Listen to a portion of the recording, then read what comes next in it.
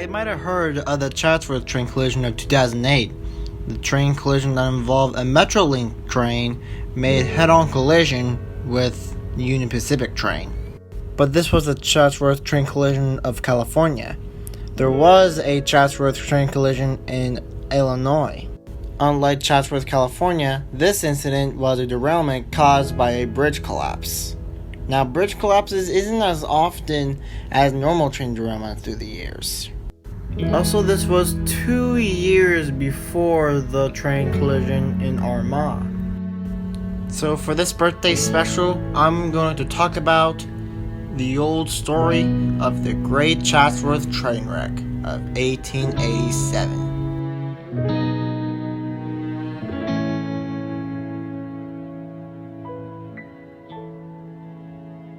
In August 10th, 1887, Toledo, Peoria, and Western Railroad were about to travel vacationers from Illinois to New York to look at the Niagara Falls. The train that will use is locomotive number 21 that will lead the passengers from across side Illinois. It is alongside of the driver, David Sutherland. 2 steam engines pulled 6 fully loaded wooden passenger cars, 6 sleeper cars, and 3 luggage cars. The train then traveled east through Eureka and Chenoa, but it did not stop at Chatsworth. There is a bridge that connects from each railroad leading from Chatsworth to Piper City. It was originally like a wood bridge before it was probably replaced by a normal bridge probably later on. The engineer of the train doesn't know that they're actually heading to certain danger. But what they didn't know that the wooden bridge was very weak and it would easily collapse. They left Peoria, Illinois around 8 p.m. and going to where the route was. After they left Chatsworth, now this route goes in a straight line across the fields. They're 1 mile away from danger and there's no telling what happened. The train was going at average speeds at 40 miles per hour, aka 64 kilometers an hour. Just before the accident occurred, one of the coaches accelerated down a slope. One of the trains successfully crossed the bridge as it's about to collapse, but the same couldn't be said for the other train.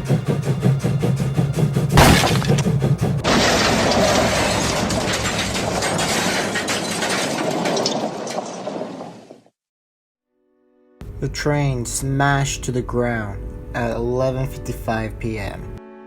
Some people from a village awakened after they heard the crash. After the impact of the crash, it started a fire on the bridge that collapsed. Around 12:45 p.m., the wreckage had burned the bridge 2 miles east of the town. A special train immediately telegraphed from the forest. The screams and moans of the wounded passengers were heart-rending, as a horror sight can never be imagined. In total, 85 people have died, including the late engineer, David Sutherland, who had been crushed after the wreck. Many people were wondering what caused the wreck. Then they realized that the bridge was old and it was weakened, so it was able to collapse after one of them go up. Now, many people thought there was a sabotage, similar to the San Francisco sabotage of 1939. 4 days later, TP and W gathered together the remaining wreckage and set it on fire. The disaster immediately made national news, including almost half in the front page of the New York Times newspaper.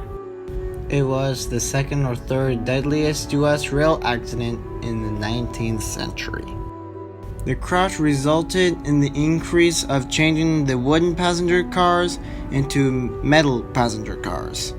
In 1954, the state of Illinois placed a historical marker along U.S. Route 24 commemorating the event. It says, 1/2 mile north on the Toledo, Peoria, and Western Railroad occurred one of the worst wrecks in American rail history. An excursion train, 2-engine, and approximately 20 wooden coaches from Peoria to Niagara Falls struck a burning culvert. Of the 500 passengers, about 85 perished and scores were injured. 134 years has passed, and hopefully a train wreck like this will never happen again.